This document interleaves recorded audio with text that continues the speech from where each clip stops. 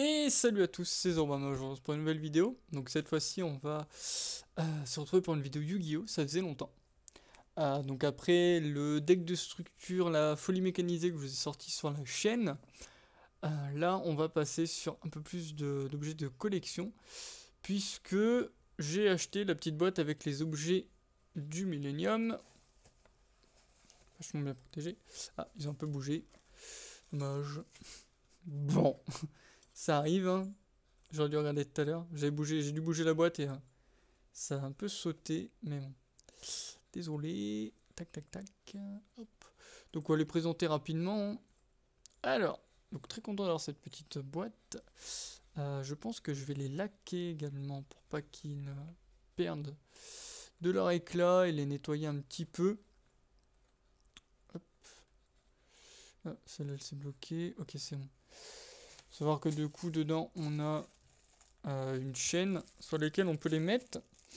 Alors faut juste que je revérifie si c'est... Non, c'est pas une par objet. Oula. Ah, le truc est tombé. Tac.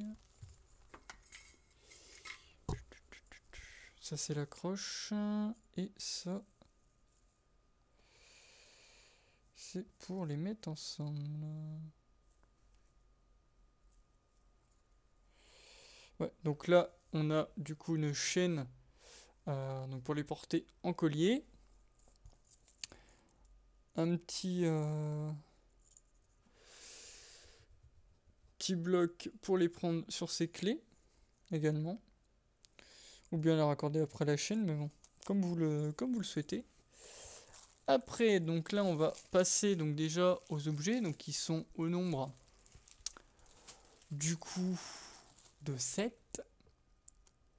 Mais là on en a 8 dans la boîte, puisque il y a un objet qui n'appartient pas aux objets du Millennium, mais quand même dans l'aspect, enfin on va dire du Yu-Gi-Oh! Puisque là nous avons le pendentif de Yuma. Donc j'ai regardé ça, c'est dans Zexal. Donc là il se prend de cette manière. Le petit crochet derrière pour le mettre. La petite pierre au milieu. Hop. Petite pierre bleue au milieu, donc qui est plutôt sympa. Alors comment dire, seule tristesse que j'ai, c'est pour l'œil, hein. Voilà, ils l'ont mis de cette manière. J'aurais pensé avoir un truc en relief, mais bon, puisque voilà, ça a été possible avec le puzzle. Ou bien avec la baguette qui a quand même un petit relief de chaque côté. Mais pas pour l'œil, donc tant pis, c'est pas grave. Donc on va du coup commencer par la baguette du Millennium, qui est juste ici. Très belle baguette, hein. Donc cette baguette du coup c'est l'un des objets les plus puissants dans l'anime et dans le manga également. Donc c'est le prêtre Seto qui l'a utilisé pour invoquer les plus puissants monstres, et il pouvait également les emprisonner dans les tablettes de pierre.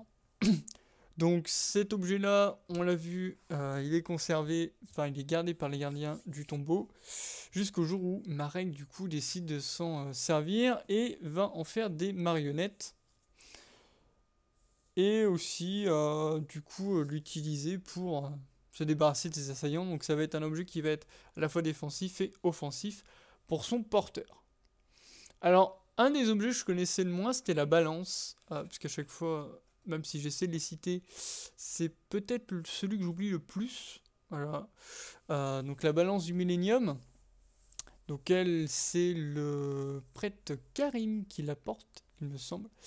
Et après c'est Shadishin. Donc celle-ci va permettre de juger les fautes d'un individu, hein, puisque voilà, dans l'Égypte ancienne, enfin, ça va partir de là-dessus je pense, mais dans l'Égypte ancienne, voilà, quand vous mourrez, vous devez passer devant Osiris, et on pèse votre cœur face à une plume. Donc si la plume est plus légère que votre cœur, bah, vous avez fait des méfaits, donc vous allez souffrir, subir une sanction.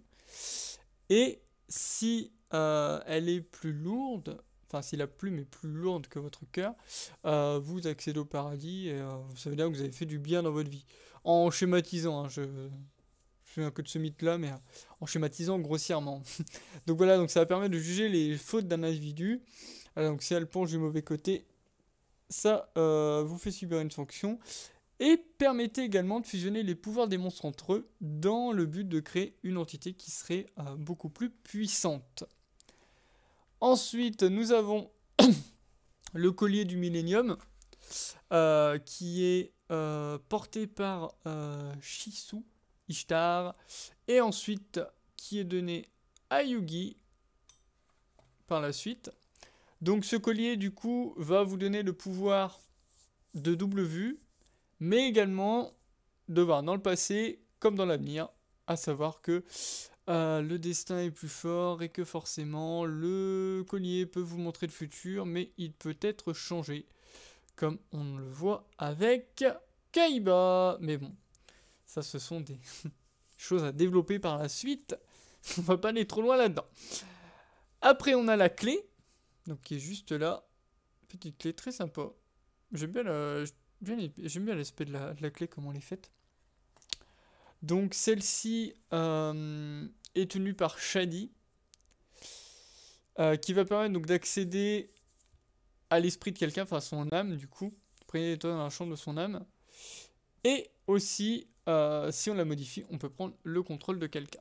Donc Shady va l'utiliser, comme vous le savez, dans l'esprit de Yugi, et va tomber sur les deux personnalités, le petit Yugi, donc Yugi Muto, et le grand Yugi, Yami Yugi, aussi à thème du coup. Et va donc voir une chambre d'enfant pour Yugi, et de l'autre côté, un labyrinthe beaucoup plus complexe et piégé pour Athème.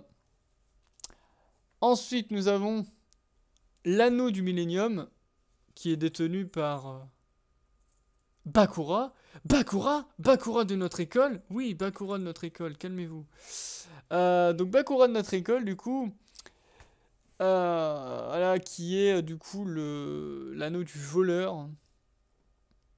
Puisque comme c'est présenté, c'est un bandit qu'il avait au début, et ça lui permet donc d'enfermer l'âme des gens dans des objets, comme il aura pu le faire aussi dans le royaume des ombres, pardon, quand il affronte Yugi en enfermant l'esprit de Théa, de Joey, de Yugi Muto et de Tristan dans leurs cartes préférées. Et également donc l'esprit de Bakura, gentil Bakura, de Bakura de notre école, pas le Yami Bakura, comme on pourrait les distinguer. Donc objet très puissant, qui permet également de localiser les autres objets du Millennium à l'aide de ses pointes. Puisque voilà, il va piéger le puzzle pour pouvoir le repérer par la suite. Il va trouver l'œil du Millennium avec les pointes. Donc voilà, objet très, très puissant. Très maléfique également. Lâché en fait. Pendant que je présentais donc l'anneau. Donc du coup l'anneau de Bakura. Donc comme on l'a présenté tout à l'heure. Alors maintenant l'œil. Comme je disais, l'œil du coup qui n'a pas de relief. Ils ont fait le relief sur la baguette mais pas sur l'œil. L'œil est plat du coup derrière. Donc on a juste cette petite pierre noire au niveau de l'œil. Ce qui est un peu dommage. J'aurais bien voulu qu'il fasse un truc rond. Après même qu'il rajoute encore ça au-dessus pour faire en collier ou en porte-clés, bon, ça aurait pu être un plus, mais bon, tant pis. J'ai pas réussi à trouver une version où l'œil est rond comme ça. Peut-être qu'un jour je le ferai en résine. Je pense que c'est le meilleur moyen de l'avoir comme ça. De le faire en résine avec du jaune. Bon, ce sera pas en doré comme ça, mais au moins il y aurait moyen d'avoir un truc un peu plus concret. Donc on verra bien. Le dernier porteur qu'on se rappelle, c'est Pegasus du coup. Sur des trucs, j'ai vu qu'il y a beaucoup de gens qui l'ont parce que après. Donc, déjà, c'est Shady qui le donne à Pegasus quand il sera en Égypte. Après, c'est Bakura qui le récupère à la fin de la saison 1, donc le royaume des duellistes dans l'animé.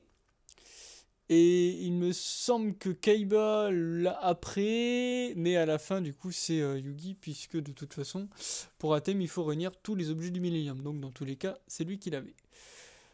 Donc, cet œil-là. Comme on le sait, va vous permettre d'emprisonner l'âme des individus dans des cartes, puisque c'est ce que Pegasus a fait, et permet aussi aux détenteurs de voir les souvenirs, l'esprit, les pensées et la vue de l'individu. C'est pour ça qu'il arrive à détecter les cartes qui sont jouées. lorsqu'il joue contre Yugi, contre Kaiba, et qu'il a joué aussi contre Bandy Kane au début de l'anime. Donc voilà, donc là il l'a testé, et comme il n'a pas perdu la vie, il a pu le garder.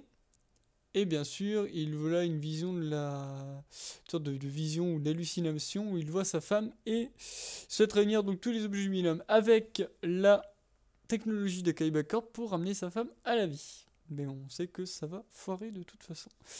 Et enfin, le dernier, donc le seul, l'unique, le tout-puissant, celui que tout le monde attendait, le puzzle du millénium. Donc objet de Yugi Muto, donc objet millénaire antique que Salomo Muto découvre en Égypte. Donc un artefact mystérieux que jamais personne n'a réussi à élucider. Sauf Yugi Muto qui mettra 8 ans quand même pour le monter dans son intégralité. Et qui va permettre donc au porteur d'invoquer une version plus déterminée, plus forte, plus grande, avec des sourcils froncés bien entendu, de lui-même. Et si on est assez expérimenté, on pourra contrôler cette personne. Voilà, donc c'est là-dedans qu'a été enfermé Athème. Donc voilà pour cette petite présentation d'objets. Je trouve que c'est assez cool de vous les présenter comme ça.